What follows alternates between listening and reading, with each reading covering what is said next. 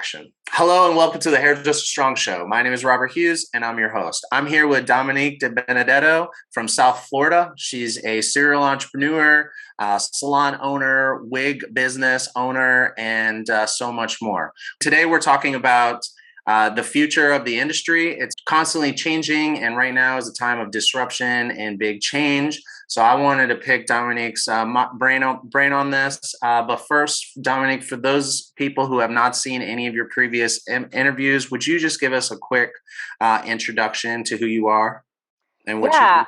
Thank you so much for having me back. I really love to be here, and I loved our past episodes. They were really awesome.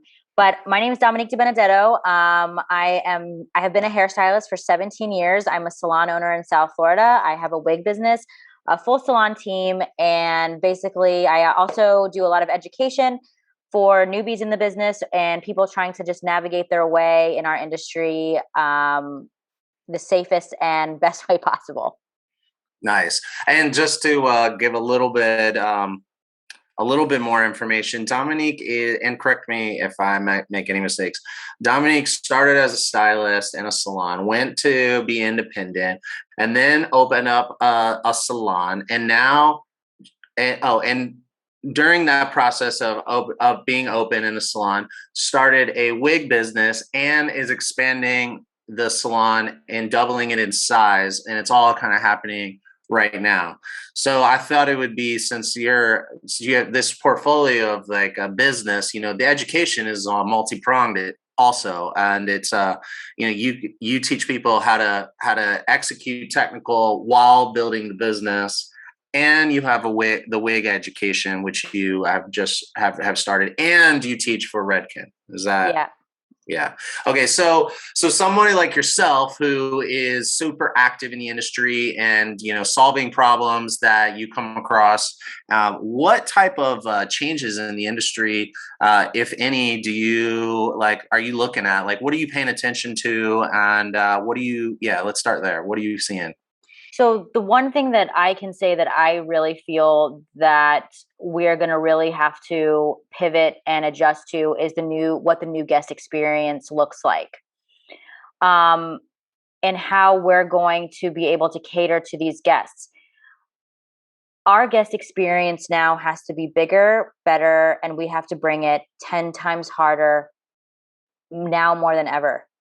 And why I think that is because of what the world has gone through. People are spending their money different. They are still thinking that we are very, very important. Yes, they are spending good money. They have a lot of money to spend. They're just spending it differently.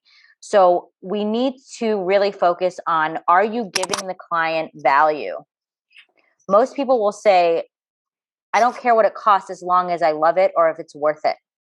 So you really, really have to dig deep and figure and really ask yourself, is what I'm giving worth it? Is this a $500 service? Is this a $400 service? Also, another thing, client transparency is going to be huge. And what do you mean by that? What? What do you mean by that? Client transparency? Client transparency. Okay, so now we have things like Instagram, and they're bringing us all of these things. They're bringing us these phones with pictures, videos, TikToks. If I want this, I want that. We really, really need to make sure that we're crossing our T's and dotting our I's when we're consulting with these people. Their expectation versus reality. Your consultation has to be so clean, concise. Take notes, make notes, remember what you said, because they will come back at you if you don't. That's good. Almost litigious. Right. You have one chance for this client to come back. It used to be 7. Then it went to 4. Then it went to 3. Now it's 1. Oh, wow. Interesting. So if that client, that first time client, is not happy, they are not going to give you another chance because you were not worth that for them. They can go somewhere else, and they will. Wow. So book building 101 is customers don't give you as many chances. So you really got to nail it. It's over. No half-assing it. No half-assing it. No bad days. Right. No bad days. Yeah. You could go cry it out in the back. But you have to be on.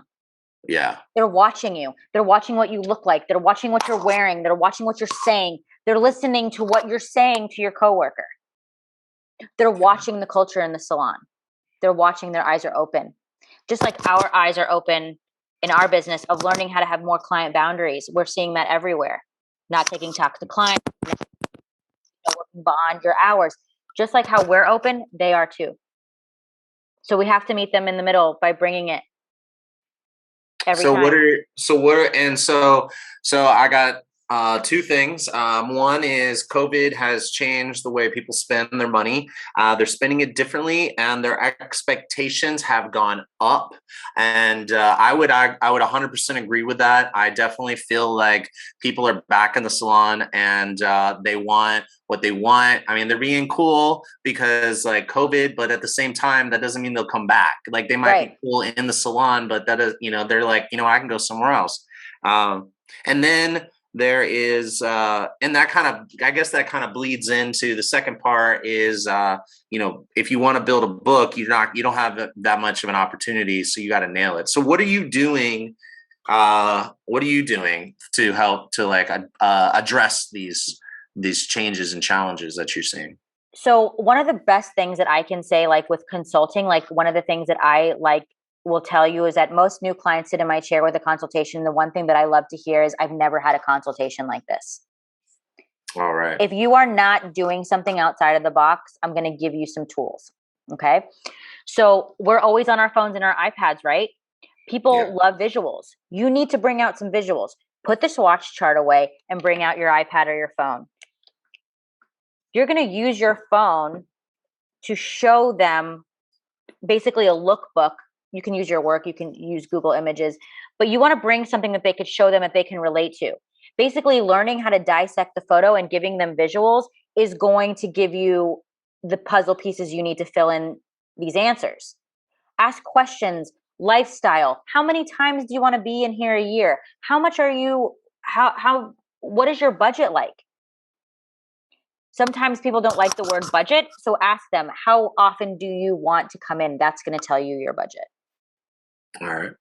Do you want something that, instead of saying the word, how much lightness do you want around the face? Change up your verbiage to make you sound better. Hey, do you maybe want to do a conversation piece? Do you maybe want to do a face frame highlight? That's where this is going. They want a higher elevated experience. Use your phone, use your iPad. Also asking questions like, wrapping the retail in the beginning of the consultation, starting that in the beginning, laying the groundwork, planting those seeds, letting them know that, listen, you're here from the beginning to the end. Listening, like not hearing, listening to them, retaining their information, taking good client notes, being able to revert back to what you talked to 6 weeks ago. Basically, or, if you have these existing clients, take yourself out of your comfort zone with those clients and reinvent their looks, because they want to spice it up too. I like that. So basically, like, get your consultation game tight, and don't be afraid to make recommendations and suggestions. Right, because the thing is, they want you to suggest. That's what they pay you for. I 100% agree with that. So give them what you want. If they don't take it, you've already planted the seed. Don't spend your clients' money for them. Let them do it. Yeah, that's good. I like that. Don't spend your clients' money for them. I love that. Right. Yeah. If we spend their money, we're going to hold back and we're going to worry. They are not worried because they made the appointment with you. They want your suggestions. Whether they agree, you've already suggested, you give them your plan. You don't have to do everything in one shot, but you've already laid the groundwork for the next appointments. Yeah, I love that. Love that. So what about so no more of the infamous, oh, what are you here for? Shampoo? Go get shampoo. Or sorry, what are you here for? A haircut? Go get shampoo. And then when they're sitting there with wet dog look, being like, so what are we doing today? No. or this one. Same thing? No. Yeah. And I'm notorious. I've done it and I've lost clients. I probably lost one a week ago. I lose clients all the time. But if your game is tight, you're losing them for the right reasons, because maybe they can't afford you anymore. And that's okay. Right. Or they can't book in advance, and you need them to book Right. in And advance. right. And you need that. If you are Yeah. not, if you are so booked and you're saying, oh, I can't take any more clients, well, you need a price increase then. Right. Totally. You know what I mean? Because that's how you move.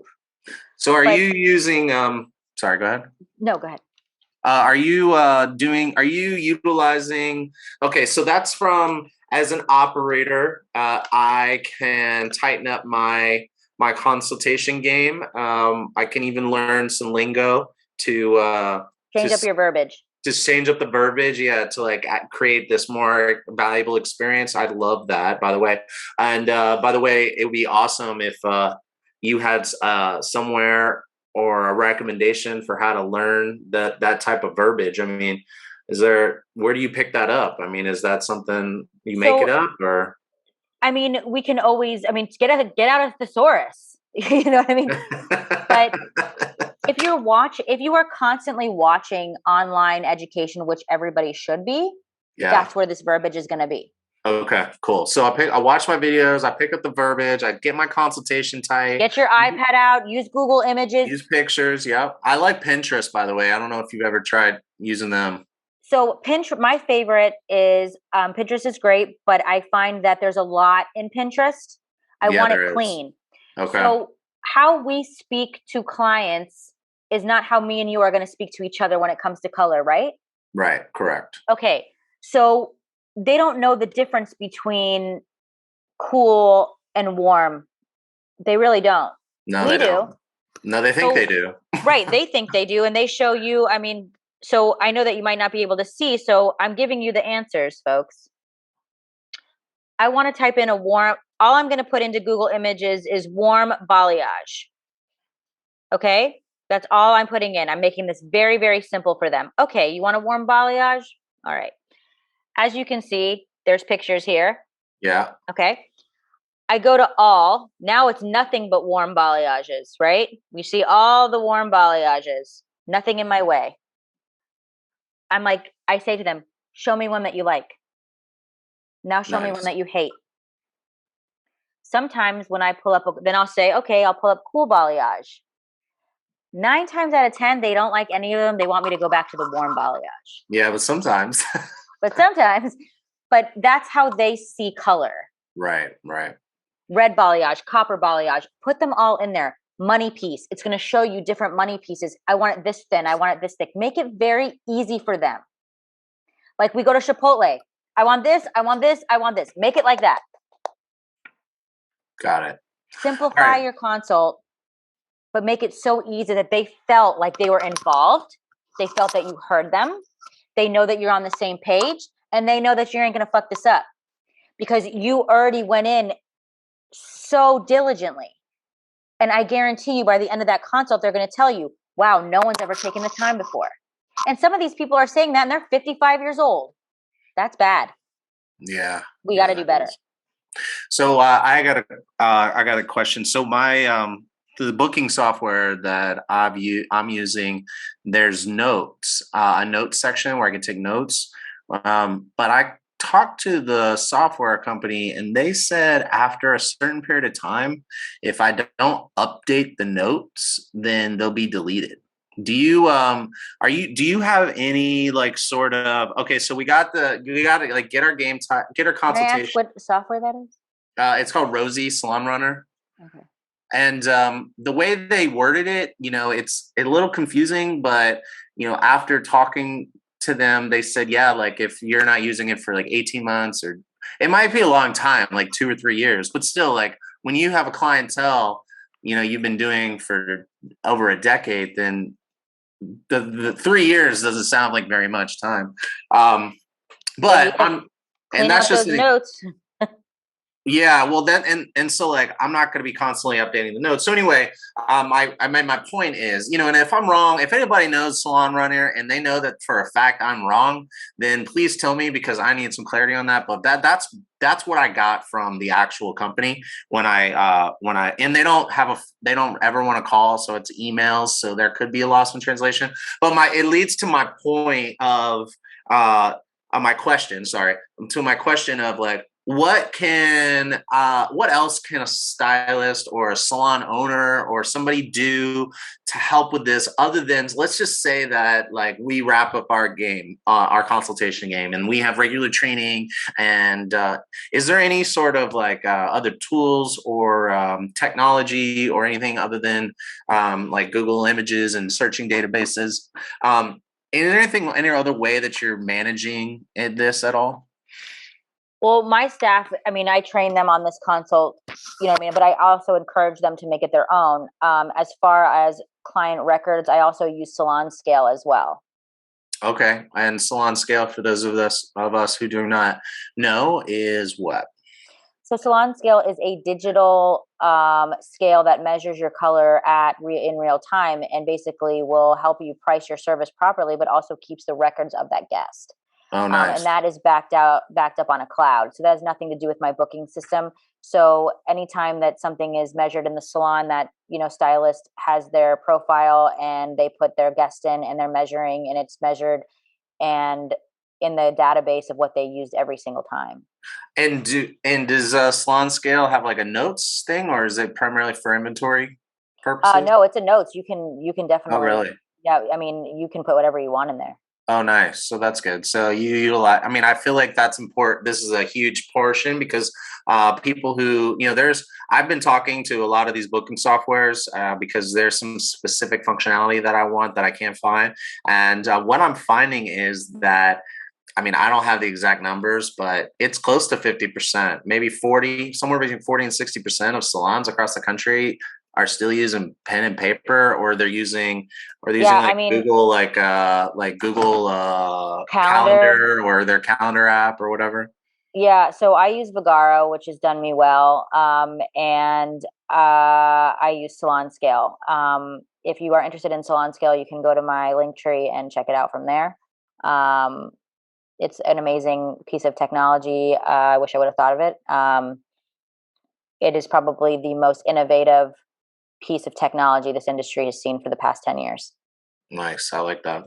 And so that helps you not only like provide a better service, but that also seems to be able to help you get granular with inventory and It's an revenue.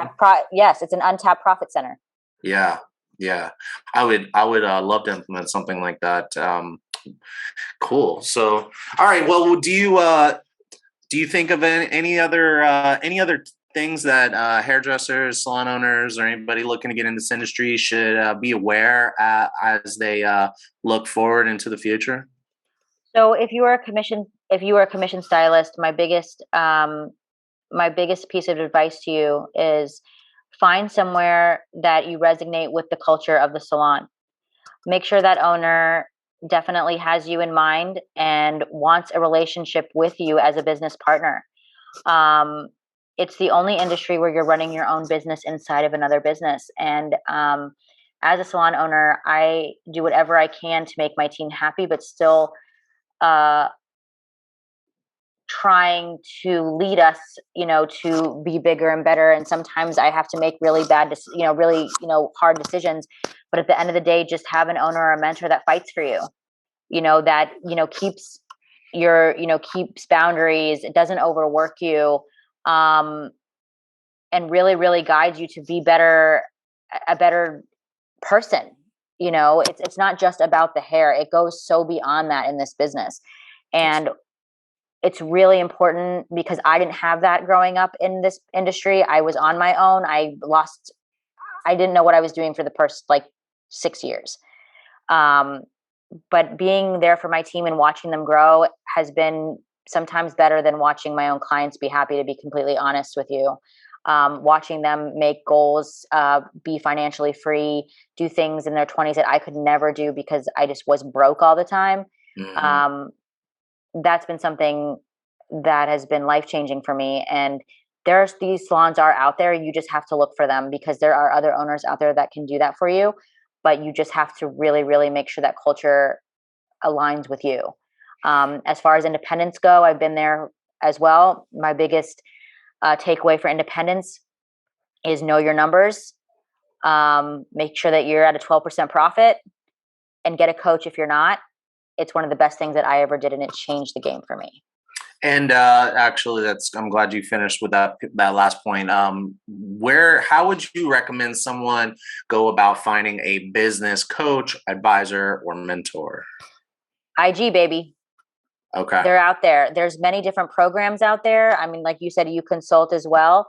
Um, but if you're at a level where you do well, you just don't know how to kind of put some of these business pieces together. Um, there are amazing coaches out there. I'd be happy to share some with you if somebody wants to message me. It changed the game for me, and I still have one to this day. My coach is Nina Tulio. Awesome. Okay. Yeah, that's a Um, popular she's a name, famous name yeah, right there. yeah. That is who's coached me, and that is who's helped me be the leader that I am today because I couldn't do it on my own, and I used to think that I could, and I can't. Um, and it's okay to ask for help, and there's help out there. I would love to help anyone that I could and lead them in the right direction. The industry is changing for the better. I think there's a lot more community. I think there's a lot more support. I think there's a lot more culture and, kind of stylists getting back, behind each other instead of that old school boomer way of mine, mine, mine. Hmm. And if I'm going to be part of that movement, I'm here for it because I want to see others do better because when they do better, I do better. I mean, it's the law of attraction. And, um, if you're in the right place, if your intent is good, you will thrive. That's good. So, so in order to, if anybody listening is like they love what you're talking about and they want more, as far as the business coaches, we'll make sure to include information in the comments below, and Absolutely. I can get that information from you if you don't mind, and I can make sure that it's available to anybody watching or listening. Awesome. Yeah, I would love to refer anyone that I can to people that I know. Again, like I said, there's different kinds of coaches for different kinds of businesses. Definitely do your homework and do some research, and you'll find somebody who you vibe with. That's good. Cool. Awesome. Well, I think this is great. This is like a very informative, and I love hearing different entrepreneurs' view of like what's the most important thing that's happening right now in the industry. And I think that you're spot on with people's changing and buying habits.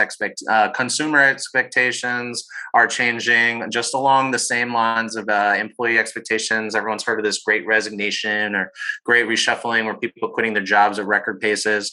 Well, they're not just quitting; they're reimagining what they want to do with their life, and Yeah. customers are doing the same thing with their money. And so I'm glad you brought that up, and that's great. Cool. Well, and if there's any last words that you want to share before we wrap up, otherwise, Just we'll thank see. you. Thank you for hearing me. Thank you for having me on. Thank you for this opportunity. And I'm so happy that we got to make this connection, over Instagram and making these connections and finding people who are you align with I mean, there is just nothing like it. So thank you. Awesome. Well, thank you so much for taking the time. I really appreciate it. And I'm sure the viewers and listeners did as well. Everyone, this is Dominique. And until next time, I'll see you all later. Bye. Bye.